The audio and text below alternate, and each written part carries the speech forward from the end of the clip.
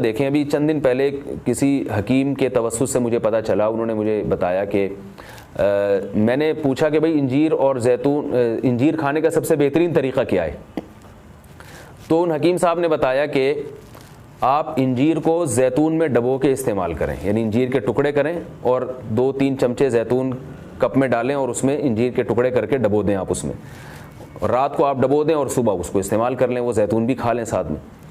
تو اس وقت میرا ذہن اس طرف نہیں گیا۔ اب آج جب میں یہ اس آیت کا درس دے رہا تھا تو مجھے خیال آیا کہ یہ تو اللہ نے خود قرآن میں دونوں کا ساتھ ذکر کیا ہے۔ حکیم تو آج کہہ رہے ہیں 1400 سال کے بعد کہ ان دونوں کا ملاپ بہت بہترین ہے صحت کے لیے،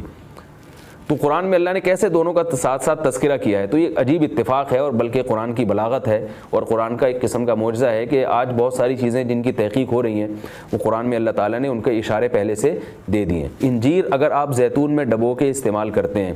تو اس کے کیا فوائد ہیں؟ ایک فائدہ تو یہ ہے کہ انجیر کو چبانا آسان ہو جاتا ہے، ورنہ انجیر بہت سخت چیز ہوتی ہے، اس کا چبانا آپ کے لیے مشکل ہے۔ جب آپ اس کو زیتون میں ڈبو دیں گے، آپ صبح جب کھائیں گے تو آپ کو پتہ چلے گا کہ وہ نرم ہو گئی ہے، اس کا کھانا آسان ہے۔ اور دوسرا فائدہ یہ کہ اس سے زیتون کا کھانا بھی آسان ہو جاتا ہے۔ آپ اگر زیتون ویسے ہی چمچہ بھر کے پئیں گے تو جو لوگ زیتون کے عادی نہیں ہیں ان کے لیے مشکل ہے اس طرح سے پینا، وہ ٹیسٹ گین ہوتے ہوتے کافی ٹائم لگتا ہے۔ جب آپ انجیر کو زیتون میں ڈبو دیں گے تو کیا ہوگا کہ وہ کافی حد تک تیل جو ہے وہ انجیر اس کا جذب کر لے گا، پھر جب آپ استعمال کریں گے تو وہ تیل کا استعمال بھی ہوگا، مگر وہ تیل کی ایک خاص قسم کی جو ایک مہک ہوتی ہے جس سے بعض لوگ جس کو پسند نہیں کرتے، تو اس مہک سے بھی آپ کی جان چھوٹ جائے گی اور آپ وہ آسانی سے کھا سکیں گے۔